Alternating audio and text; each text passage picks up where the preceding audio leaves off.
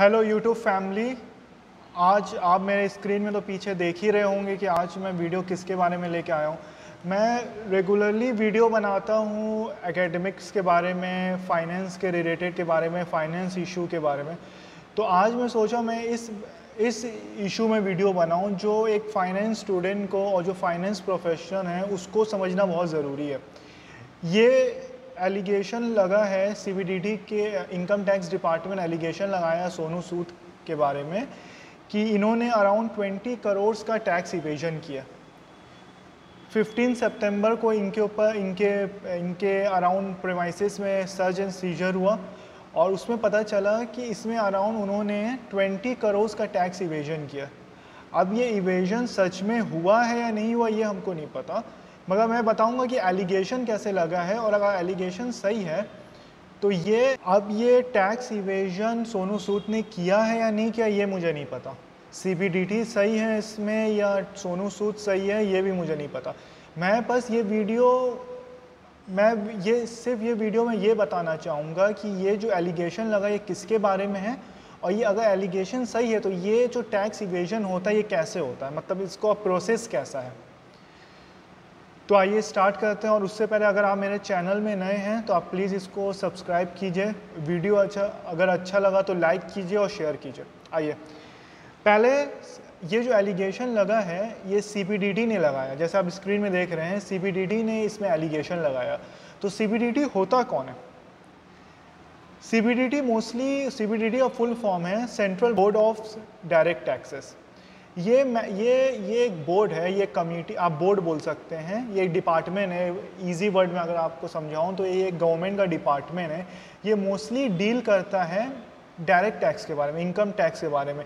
Income tax के search and seizure करता है, ऑफिसर इनको रिपोर्ट किया जाता है। ये माने एक आप क्या बोल सकते हैं, एक डिपार्टमेंट है। इनकम टैक्स के जो डिपार्टमेंट है उसको सीबीडीटी बोलते हैं। जैसे कि it's deal with a matter related to levy and collecting direct tax और वेरियस पॉलिसी भी ये डिसाइड करता है। तो अब हुआ क्या है सोनू सूद के बारे में? सोनू सूद के अराउंड 15 सितंबर को इनकम टैक्स डिपार्टमेंट ने इनके कई जगहों में, इनके जितने भी रिलेटेड प्रेमाइसेस है, प्लेसेस है, ऑफिस है, वहाँ पे इन्होंने इनकम टैक्स ने एक साथ सर्च एंड सीजर किया। सर्च एंड सीजर के बाद उनको पता चला कि अराउंड 20 करोड़ का टैक्स इवेट हुआ है, माने इनने 20 करोड़ का टैक्स इवेट किया। तो ये और उनके ऊपर मेन एलिगेशंस क्या क्या लगे। पहला एलिगेशन लगा है इन्होंने कुछ इनकम कमाया और इनकम में टैक्स बचाने के चक्कर में इन्होंने पैसे को इस तरह से घुमाया है कि उसमें उनको टैक्स नहीं देना पड़े। अब ये कैसे होता है ये आपको बाद में मैं डिटेल्स बताऊंगा। ये एक्चुअली होता कैसा, पैसे को कैसे घुमाया जाता है कि आपको उसमें टैक्स ना देना पड़े। सेकेंड जो लगा है, जैसे आपको मालूम है सोनू सूद बहुत एक्टिव रहे थे कोविड जब पहला लॉकडाउन हुआ था और सेकेंड लॉकडाउन हुआ था, तो ये इनका अपना फाउंडेशन है सूद चैरिटेबल फाउंडेशन, उसमें ये बहुत एक्टिव रहे थे। माइग्रेंट्स को घर पहुंचाना तो बहुत एक्टिव रहे थे। तो इनके चैरिटेबल ऑर्गेनाइजेशन, इनका ये चैरिटी वर्क को देख के बहुत से फॉरेन डोनर्स ने इनको डोनेशन दिया। तो एक जो डोनेशन जो फॉरेन डोनर से आता है उसको एक एक्ट होता है इंडिया में, एक एक्ट है फिक्रा एक्ट बोलते हैं, फॉरेन कंट्रीब्यूशन रेगुलेशन एक्ट, वो रेगुलेट करता है। तो उन्होंने इनका बहुत सा उनका प्रोविज़न को वायलेट करके उनसे पैसा मंगवाया। ये मोस्टली क्राउड फंडिंग से पैसा उठाए हैं, जो ये एक वायलेशन है एक फिक्रा रेगुलेशन से। तो इसके बारे में ज़्यादा अभी मुझे डिटेल्स नहीं मिली है, तो बस एक वायलेशन फिक्रा का किया हुआ है। थर्ड इनके ऊपर एलिगेशन लगा है कि सोनू सूद ने एक जॉइंट वेंचर किया था। थर्ड एलिगेशन जो सीबीडीटी ने इनके ऊपर लगाया है कि इन्होंने एक इन्वेस्टमेंट किया था एक इंफ्रास्ट्रक्चर ग्रुप में, जो एक लखनऊ बेस्ड इंफ्रास्ट्रक्चर ग्रुप है, उसमें उन्होंने इसमें इन्वेस्टमेंट किया था। वो जिसमें इन्होंने इन्वेस्टमेंट किया था वो ग्रुप ने एक कुछ पैसा इन्वेस्ट किया गया और उस ग्रुप ने अपने इनकम को, माने वो इंफ्रास्ट्रक्चर ग्रुप ने अपने इनकम को कम करने के लिए एक नकली बिल बनाया, कॉन्ट्रैक्ट बिल बनाया। क्योंकि इंफ्रास्ट्रक्चर ग्रुप है, बिल्डिंग्स बनाती है, तो बिल्डिंग्स में एक नकली कॉन्ट्रैक्ट बिल बनाया अराउंड 65 करोड़ का, क्योंकि इनका इनकम कम हो जाए। इन्होंने एक फॉल्स बिलिंग बनाया वो कंपनी ने। सेकेंड, जब वो उस प्रेमाइसिस में जब सर्च हुआ तो पता चला है कि बहुत सा अनअकाउंटेड सेल वो लोगों ने किया था जिन्होंने उनको डिस्क्लोज नहीं किया इनकम टैक्स को। बहुत सा स्क्रैप सेल हुआ था, बहुत सा कैश फाउंड हुआ जो उनके इनकम में डिस्क्लोज नहीं हुआ था। थर्ड, उन्होंने वो जो ग्रुप में जिसमें सोनू सूद का इन्वेस्टमेंट अराउंड 175 करोड़ का, वो लोग ने एक सर्कुलर ट्रांजैक्शन किया। सर्कुलर ट्रांजैक्शन होता क्या है, ये बेसिकली पैसे को घुमाना होता है कि आपके पास कुछ इनकम है, आप इस तरह से उसको सर्कुलेट कीजिए कि वो इनकम आपके ऊपर टैक्सेबल ना हो। ये मोस्टली एक फॉर्म ऑफ टैक्स इवेजन होता है। अब इसमें ये चीज़ नहीं पता है कि सोनू सूद को ये सब के बारे में जानकारी थी या नहीं। अगर ये सब ट्रांजैक्शन के बारे में, ये सब जो उनके कंपनी जिसमें उन्होंने इन्वेस्टमेंट किया है, अगर उसमें अगर उनको जानकारी थी तो बहुत बड़ा इसमें भी वो एलिगेशन सही साबित हो सकता है, अगर उनको जानकारी थी या नहीं। अभी तक मुझे ये नहीं पता कि उनको जानकारी थी या नहीं थी। और फोर्थ एलिगेशन उनके ऊपर ये लगा, एक्चुअली इसको मैं एलिगेशन नहीं बोलूँगा, ये पता नहीं, ये एलिगेशन तो मेरे हिसाब से नहीं है। जैसे उनका एक चैरिटेबल डोनेशन है, उन्होंने 1 अप्रैल 2021 से लेके अभी तक अराउंड 19 करोड़ का डोनेशन लिया, उन्होंने रिसीव किया।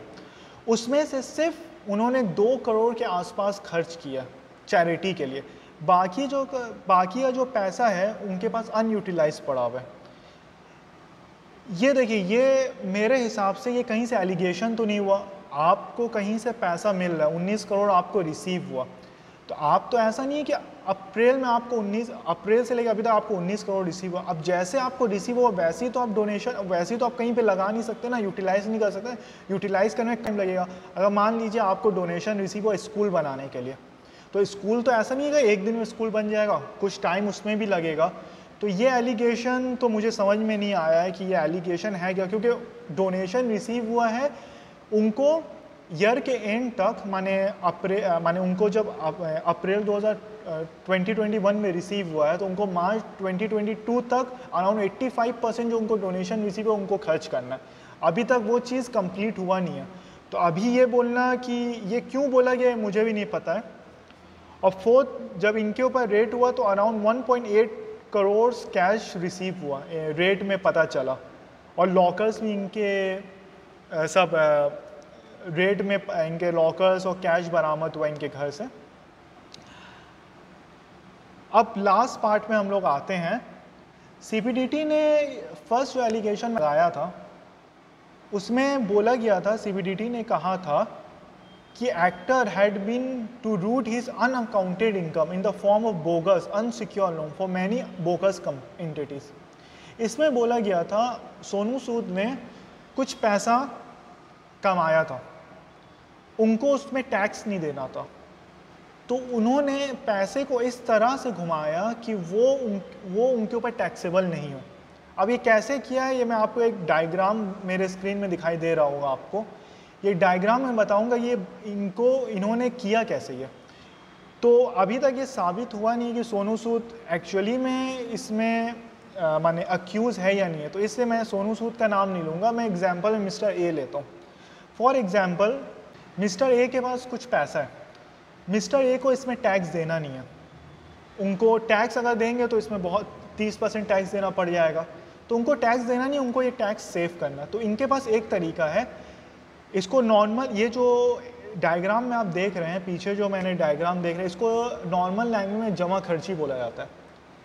तो इसमें होता क्या है कि पहले किसी इंसान के पास कुछ पैसे, टैक्स देना नहीं है उनको, तो वो एक ऐसे कंपनी को ढूंढेंगे जो शेल कंपनी है। शेल कंपनी वो कंपनी होती है जो सिर्फ पेपर में ज़िंदा रहती है, एक्चुअल में उसका कोई वजूद नहीं, ना वो सेल करती ना परचेज करती, कुछ नहीं करती, वो सिर्फ पेपर में ज़िंदा है।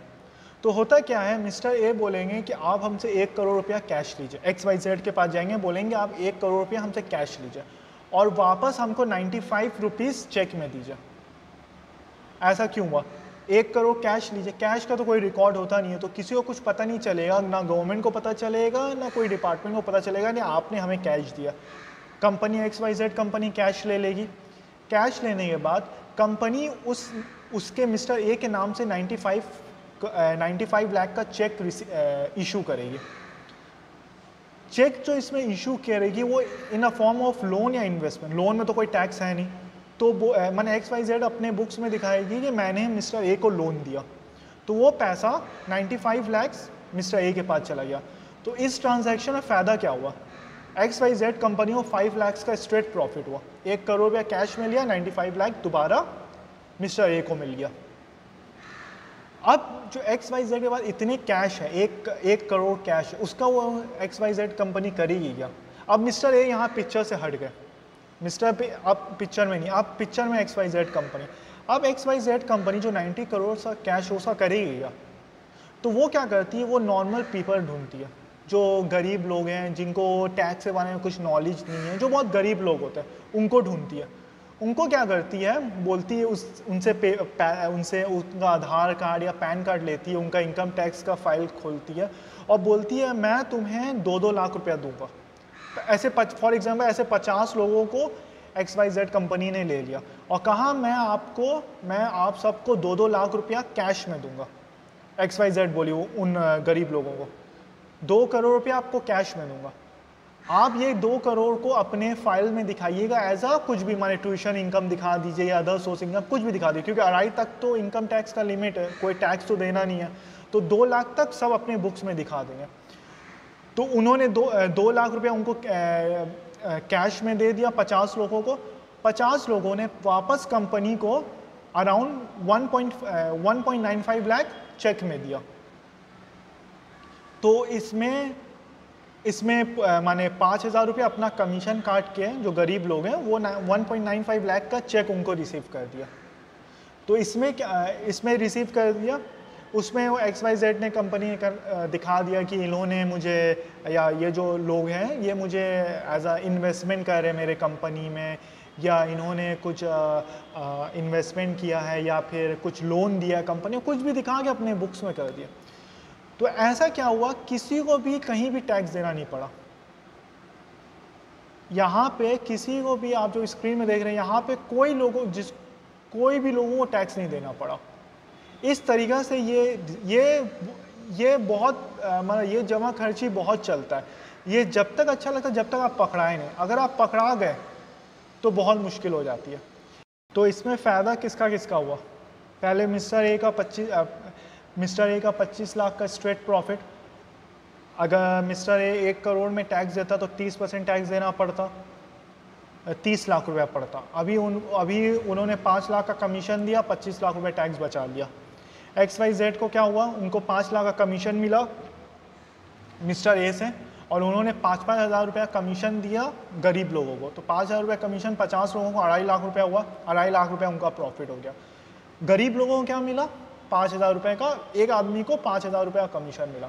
इसमें सबका प्रॉफिट हुआ, नुकसान सिर्फ किसका हुआ, सरकार का नुकसान हुआ, बाकी सबका प्रॉफिट। ये चलता रहता है, ऐसा चलता ही रहता है जब तक आप पकड़े ना जाए। अगर आप इनकम टैक्स डिपार्टमेंट में ज़रा सा भी शक हो गया कि आप ये जमा खर्ची पे हैं, इनकम टैक्स आपके यहाँ सर्च सीजर कर देगी।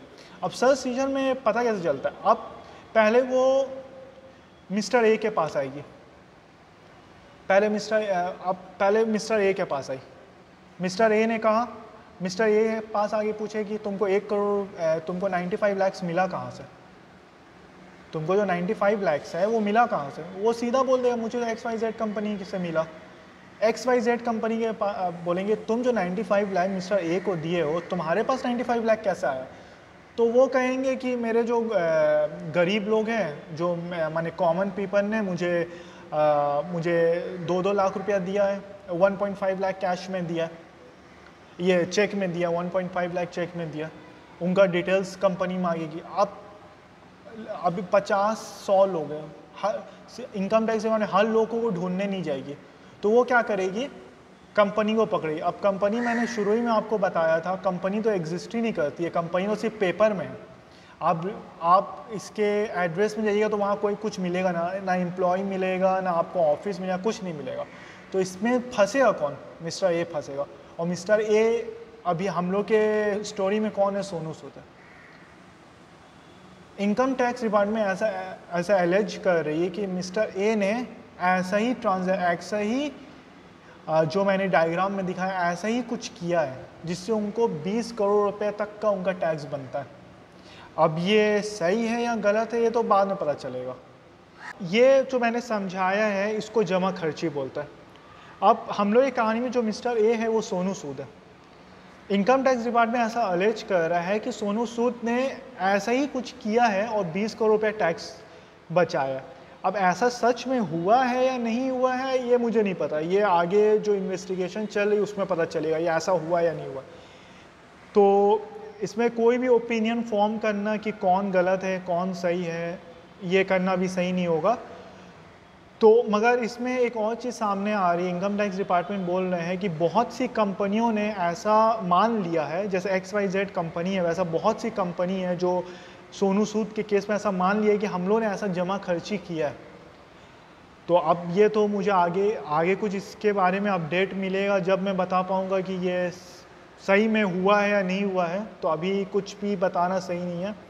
और लास्ट में मैं एक चीज़ बताना चाहूँगा कि ये जो मैंने वीडियो बनाया है ये सोनली फॉर आपके नॉलेज पर्पस के लिए, इसमें आप कोई भी पॉलिटिकल रीज़न नहीं ढूंढिए कि मैं सोनू सूद को फेवर कर रहा हूँ या इनकम टैक्स डिपार्टमेंट को फेवर कर, मैं किसी को फेवर नहीं कर रहा हूँ। मुझे पता भी नहीं है कौन अभी ये एक्चुअली में हुआ भी है या नहीं भी हुआ है, मुझे कुछ नहीं पता कौन सही है कौन गलत है ये मुझे पता नहीं।